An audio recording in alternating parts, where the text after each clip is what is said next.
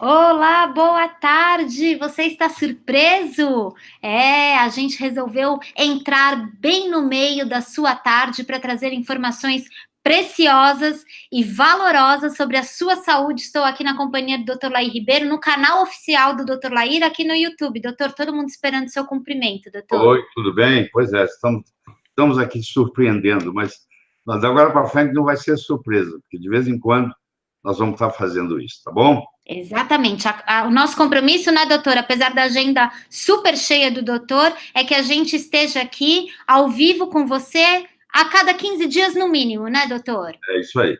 É isso. E hoje o tema que a gente escolheu foi um tema pedido pela nossa audiência, porque o Dr. Lair, para quem não sabe, ele lê todos os comentários que são deixados nas páginas, nos canais oficiais, no Instagram, aqui no YouTube, no Facebook, né? Que os endereços das redes sociais, você já sabe, é o @Dr. Lair Ribeiro, né? Em todas as redes oficiais. O doutor lê comentário por comentário e, né, doutor, apareceu com uma certa recorrência em número maior de vezes a questão da hipertensão, da pressão alta, não foi isso, doutor? Da prevalência dela, eu acho que tem muita gente com pressão alta, tem muita gente preocupada com isso, e nós vamos procurar esclarecer aqui o máximo. Ótimo. Doutor, queria começar te perguntando exatamente isso, assim, o que é a pressão alta? A pressão alta é uma doença? O que é a pressão alta? Ela pode ser uma doença ou, mais comumente, ela pode ser simplesmente um estado, porque a gente chama, quando a gente não descobre a causa, nós na medicina chamamos ela de hipertensão essencial, ou seja, a gente não sabe de onde está vindo. Mas, à medida que a gente aprofunda no estudo, cada vez mais, a gente vai vendo que existem inúmeras causas, que nós vamos poder discutir aqui hoje, e essas causas, se forem resolvidas, a pessoa pode até deixar de ser hipertensa. Eu digo pode até deixar, que se ela já é hipertensa por muito tempo, ela muda a estrutura do vaso. Então, mesmo que tirando a causa, agora o vaso já está lesado e contribui na manutenção da pressão alta, entendeu? Entendi, doutor. E aí, doutor, assim, pelo menos aqui nas suas redes sociais oficiais apareceu bastante, né, o número de pedidos sobre esse assunto da hipertensão. Mas no Brasil também há uma prevalência muito grande de casos, doutor? A estatística brasileira não é muito correta, você sabe, né? Deixa a desejar. Mas, até onde a gente tem acesso, em torno de 25, 26% da população adulta brasileira tem um certo nível de pressão alta, entendeu? Em torno de 20, um em cada 4 brasileiros adultos, vamos pôr assim. Mas, se você for ver uma faixa etária, por exemplo, de mais de 65 anos, 65% dos brasileiros com mais de 65 anos são hipertensos. Se você vai para uma faixa acima de 77%, acima de 77 anos, 77%. Então, esse número é fácil de guardar. Acima de 65 anos, a prevalência é de 65%. Acima de 77 anos, a prevalência é 77%. Doutor, estou percebendo então que aumenta a idade, aumentam os casos de pressão. O envelhecimento é uma das causas, quais outras tem? Não, o que acontece é o seguinte: a pressão arterial é o produto do débito cardíaco pela resistência periférica. O débito cardíaco, por sua vez, é a multiplicação do volume sistólico vezes a frequência cardíaca. Então, você vê, o volume interfere, a frequência cardíaca interfere, a resistência periférica interfere. Então, quando você faz essa multiplicação e ela está aumentada, a pressão vai aumentar. Mas, como eu mencionei, muitos casos não é a doença, é um estado. Por exemplo, no caso do hipotiroidismo. O hipotireoidismo é a glândula tireoide não está funcionando apropriadamente. E ela, então, gera uma substância chamada mucina, que vai eventualmente causar o mixedema. E essa substância ela está dentro dos vasos, dos capilares, e ela aumenta a resistência periférica. Então, quando o coração bombeia, tem uma resistência para o sangue fluir. E esse aumento de resistência causa um aumento de pressão alta. um aumento de pressão, vai causar pressão alta.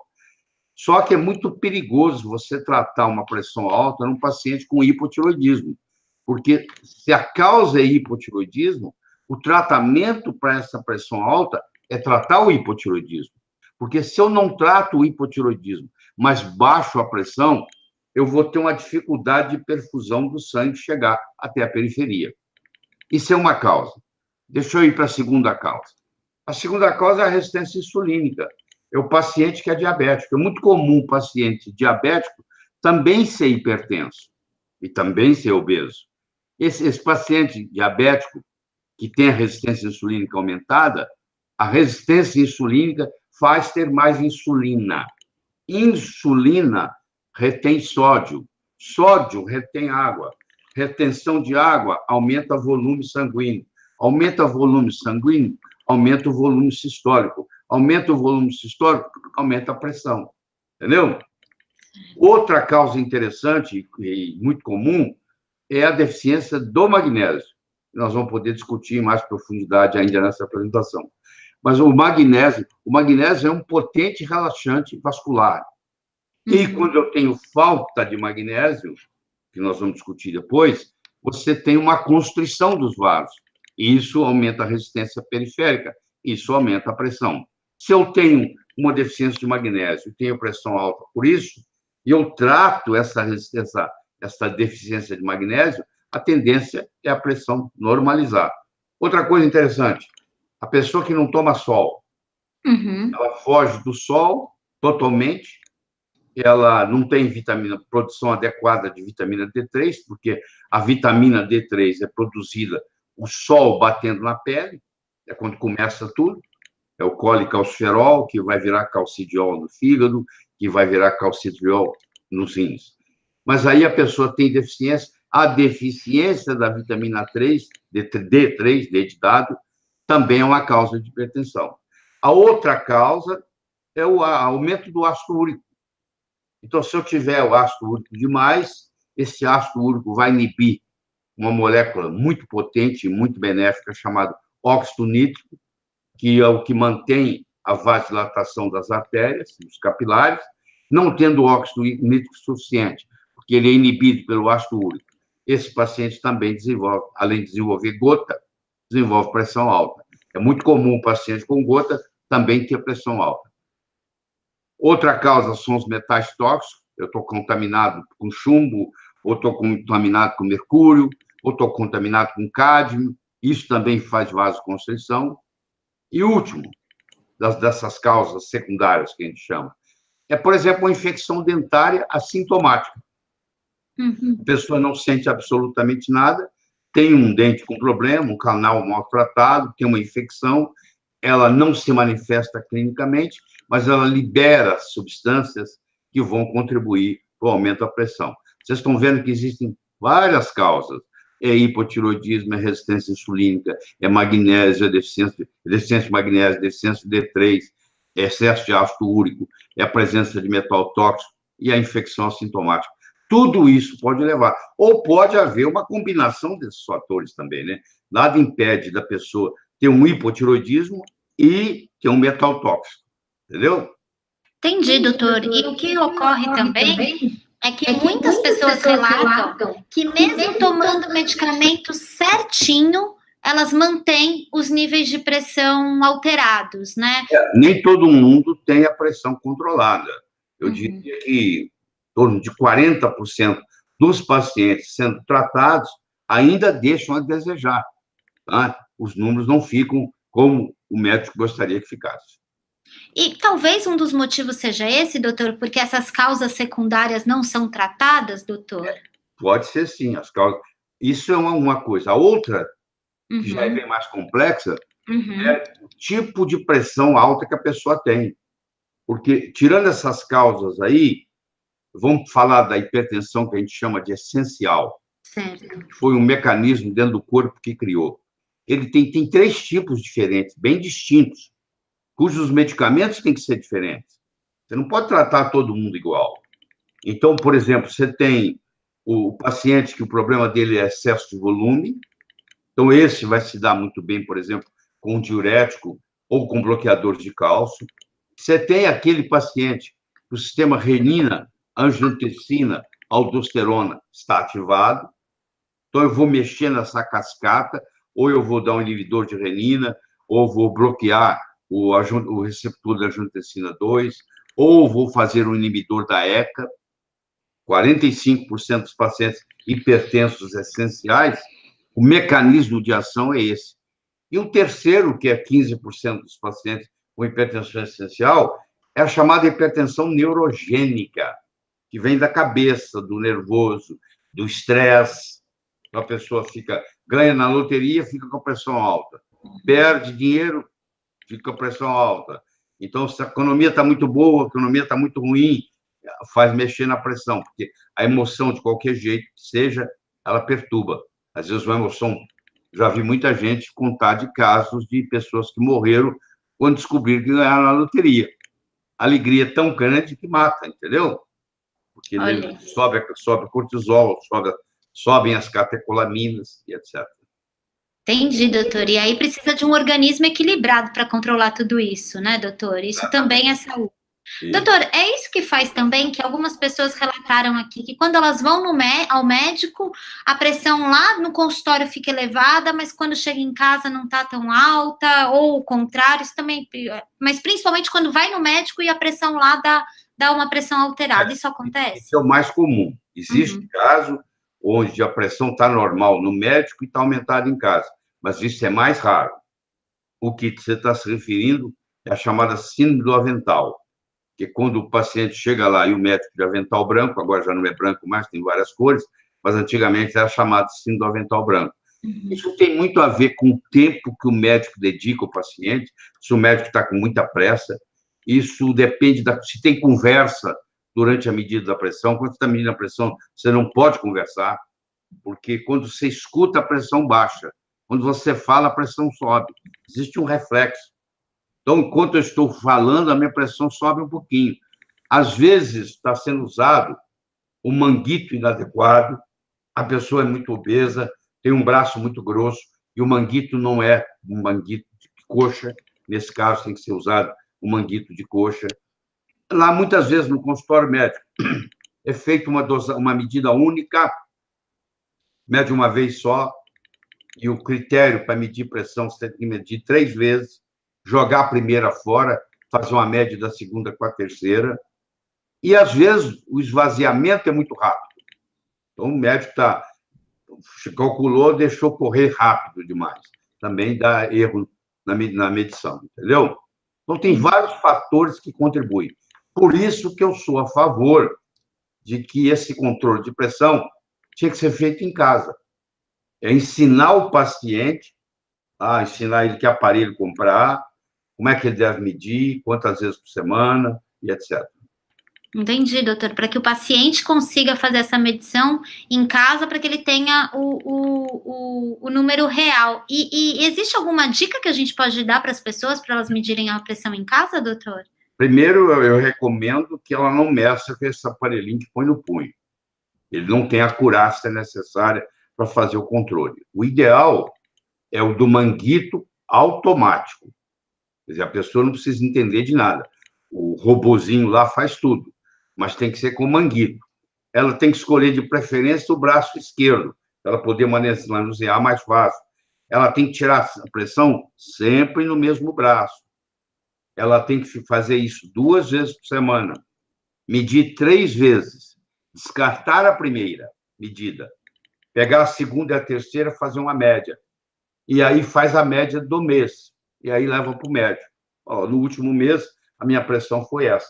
Ele fez uma média, sempre usando do mesmo jeito. Ótimo, doutor. E ter esse controle, saber como está a sua pressão, é importante também para a prevenção de AVC, que a gente chama de derrame, doutor? Como é que se dá isso? Para várias coisas. Por exemplo, para você avaliar a influência do sal, por exemplo. Você quer saber se sal interfere. Só 30% dos hipertensos tem alguma sensibilidade ao sal. 70% não faria diferença nenhuma. Você pode descobrir se você é desse caso. Porque se você mediu a pressão hoje, direitinho, aí amanhã você mediu direitinho, igual o de hoje, aí você come sal e depois da manhã ela está aumentada, e depois você para o sal, ela cai. Ou não precisa ser só sal, pode ser álcool.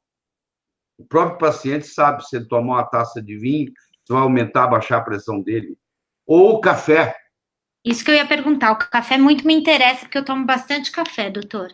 Sim. O segredo do café é o seguinte: você tem que determinar geneticamente, eu já fiz o exame em mim, se você é um metabolizador rápido ou um metabolizador lento de café.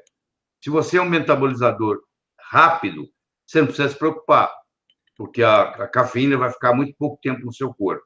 Se você é um metabolizador lento, a história muda. Porque se você tomar muito café, acumula. Aí a pressão pode aumentar em função do café. Entendeu? E tem muitos medicamentos também que aumentam a pressão. Por exemplo, os medicamentos, os anti-inflamatórios, por exemplo, aumentam a pressão. É mesmo, doutor? Tem muito paciente que é sensível a anti-inflamatório, está tomando um anti-inflamatório e não consegue controlar a pressão, não sabe por quê. É porque está tomando aquele remédio.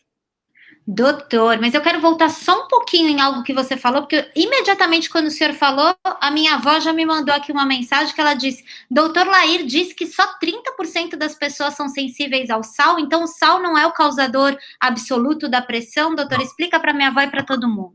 Eu diria que até menos de 30% são sensíveis ao cloreto de sódio. Porque o sal, lá onde ele está, na mina, ele tem 82 minerais. Dependendo do sal, tá? Tem sal que chega até 90 minerais. Por exemplo, o sal do Mar Celta tem 92 minerais, para você ter uma ideia. Então, você pode fazer espectrometria de massa do sal e determinar quais minerais ele tem. Então, o que? A pessoa pega lá os 84 minerais e faz virar 2. Elimina 82. E só deixa o cloreto e o sódio, aí o cloreto de sódio, que é branquinho, bonitinho, é o sal de mesa. Só que para chegar aí, precisou de detergente, precisou uma série de coisas. Então, tem resíduos ali que vão prejudicar. O que estou querendo dizer é que existe uma diferença muito grande entre o sal refinado e o sal integral. Às vezes, o sal refinado te faz mal. Dificilmente o sal integral vai te fazer mal. Você pode usar o sal integral do mar. A costa brasileira tem muito sal bom, tem muitas empresas boas no Brasil. Eu não vou falar nome de nenhuma, mas tem muitas. Você pode usar o sal do Mar Celta, que é conhecido no mundo inteiro como um dos melhores. E você pode usar até o sal rosa do Himalaia. Tem muita conversa fiada na internet de quem não sabe. Eu recomendo que, para você falar de sal rosa do Himalaia, você devia de ler pelo menos uns 2 ou 3 livros que existem no Amazon.com sobre o assunto, para você entender, porque se me perguntar assim, o sal do Himalaia tem flúor? Tem, mas o flúor da natureza é 5.000 vezes menor do que o flúor da água da sua torneira de casa, pra você ter uma ideia, entendeu? O fato de ter flúor não significa que está fazendo mal. É quantidades ínfimas, muito pequenas. 5.000, eu fiz o cálculo. Eu fiz a espectrometria de massa do sal rosa do Himalaia, fiz os cálculos eu mesmo, fui professor de matemática há muitos anos, então faço isso muito bem, e mostrei que a diferença entre a concentração de flúor no sal rosa do Himalaia e a concentração de flúor na água da torneira, a água da torneira na sua casa tem 5.000 vezes mais flúor do que o flúor contido no sal rosa do Himalaia, por exemplo. Nossa, doutora, então, se as pessoas fizerem uma simples substituição, né, entre o sal branco, que o senhor falou que tem todo esse processo aí para ele ficar branquinho desse jeito, pelo sal integral, elas já estão contribuindo para controlar a pressão delas, doutor? Algumas delas têm até problema, porque controla tanto que o remédio que está tomando começa a fazer mal e baixar a pressão demais. Pra você ter uma ideia, porque o sal integral, ele tem magnésio, que nós vamos discutir daqui a pouco, ele tem potássio. Então, quando eu tenho uma sudorese, quando eu estou suando, eu estou perdendo potássio, mas eu estou perdendo magnésio também. Então, quando eu faço o sal integral, eu faço reposição de magnésio, eu faço reposição de potássio, entendeu? E com isso contribui para baixar a pressão. Doutor, a gente já está chegando aqui em 22 minutos dessa nossa conversa. O senhor falou para mim que a gente teria só 30 minutos e está todo mundo pedindo muito magnésio, porque o magnésio, ele realmente tem sido muito estudado, né, doutor? Não sei se com a dedicação que o assunto merece. Eu sei que o senhor se dedica a isso. O magnésio, ele pode ser um bom, vamos chamar, remédio natural para a pressão, doutor? Pode ser sim. Ele é um potente relaxante vascular, ele é um potente antiarrítmico, ele estimula, trata a insônia, porque ele estimula a produção de melatonina. Ele é muito interessante em pacientes com epilepsia, porque ele tem uma ação também anticonvulsivante. E o magnésio, nós estamos aqui por causa do magnésio, porque o magnésio surgiu lá 2,7 bilhões de anos atrás, quando surgiu o cloroplasto, que tem a capacidade de produzir a clorofila, que vai fazer a fotossíntese, vai tirar o gás carbônico do meio ambiente e vai jogar o oxigênio. Foi quando começou a fase aeróbica do planeta Terra. Então, se não tivesse magnésio, não teria oxigênio. Nós não estaríamos aqui. Então, o magnésio é realmente o maestro de tudo isso. E ele é cofator em mais, alguns livros dizem mais de 500 enzimas no corpo. Alguns dizem 300. Eu diria que deve ser até mais do que isso, entendeu? Então, ele é um mineral extremamente importante. O Brasil, o solo brasileiro, é conhecido mundialmente por ser um solo muito pobre em magnésio, porque nós não temos muita água magnesiana, e para ter água magnesiana tem que ter vulcão. Nós, felizmente, não temos vulcões, mas também vamos pagar um preço por isso. Vamos ter menos água magnesiana e vamos ter menos magnésio no solo. Então, o brasileiro, em geral, ele é deficiente em magnésio. Nossa, doutor. E além disso, eu não sei se é verdade, queria que o senhor esclarecesse. Também tem uma história que o estresse, né, o fato de ter uma vida estressante, isso também faz com que o corpo expulse o pouco magnésio que a gente tem, é isso, doutor? Pelo seguinte, porque quando você fica estressado, você aumenta o cortisol. Para aumentar o cortisol, precisa de magnésio. Depois, esse cortisol tem que ser metabolizado. Para metabolizar isso, precisa de uma substância chamada glutationa, que é magnésio dependente. Então, você vê, o estresse acaba gastando magnésio. Tem uma pessoa muito estressada, ela acaba tendo deficiência de magnésio, por esse mecanismo, porque ela vai precisar de mais glutationa, ela vai precisar de mais cortisol.